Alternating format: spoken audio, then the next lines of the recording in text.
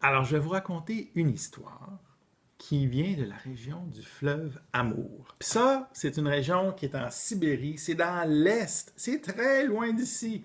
C'est très difficile d'aller aussi loin que ça. C'est près de la Corée, puis c'est quasiment près de la Chine. Mais, même si c'est très loin, ils ont des animaux qui nous ressemblent beaucoup. Ben, pas qui nous ressemblent à nous, là, mais qui ils ressemblent aux animaux qu'on a ici. Là.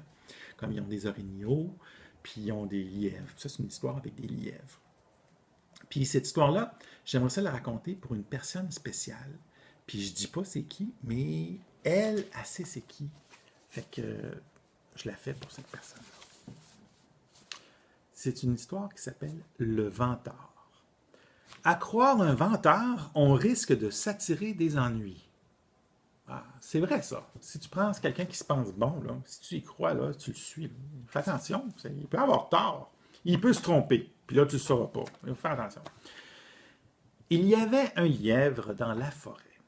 Pareil aux autres, il y avait des oreilles longues, il y avait deux pattes courtes pour tenir ce qu'il mange, puis deux pattes longues pour fuir ce qui le dérange.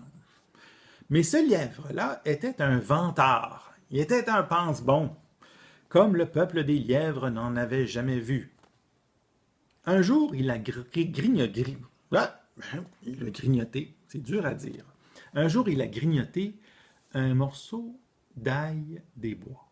L'ail des bois, ça c'est bon. Alors, il s'est dépêché d'aller raconter ça aux autres lièvres. En courant dans la forêt, je me suis cogné. Je me suis cogné contre un arbre, elle m'a brisé le crâne. Pas un arbre, en fait. Je me suis cogné, elle m'a brisé le crâne. Regardez, j'ai la lèvre toute fendue. Ben là, bien sûr que tu as la lèvre fendue.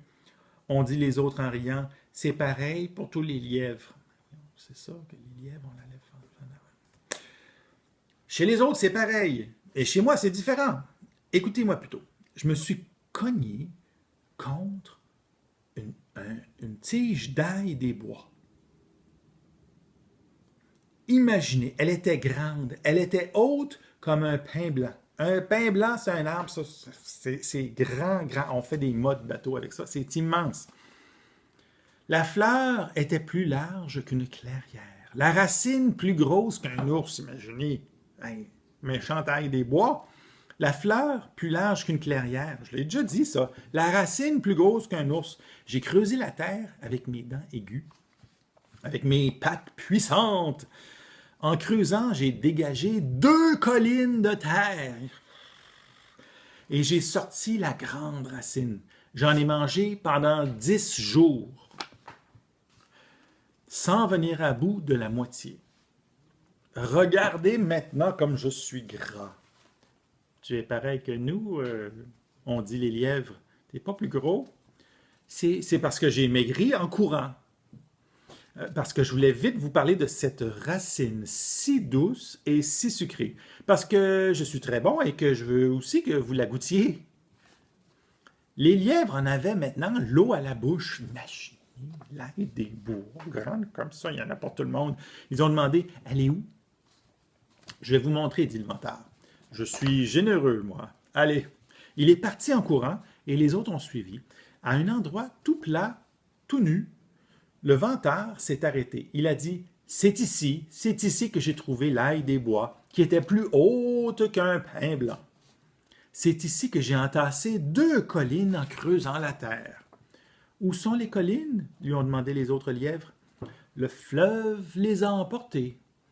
Et où est le fleuve? Le fleuve s'est jeté dans la mer.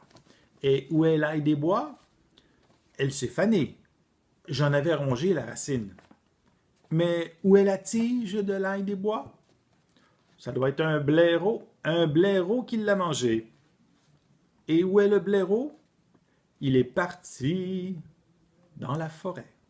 Et où est la forêt? Le feu l'a brûlé. Et où sont les cendres? Il y a eu du vent, ça a tout dispersé. Mais où sont les souches? Ben, il y a eu de l'herbe, ça a tout recouvert.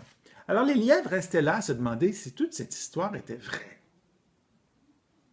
Parce que ça n'avait pas de l'air très vrai, toute cette histoire-là. Mais le vantard a continué.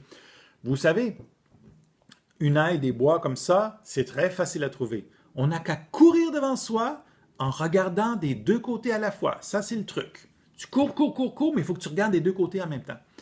Alors, si c'est pas à droite, tu vas le voir à gauche. Puis si c'est pas à gauche, tu vas le voir à droite. Et voilà tous les lièvres qui se sont mis à courir, courir, ils couraient, ça volait, ça sautait, ça courait dans tous les côtés.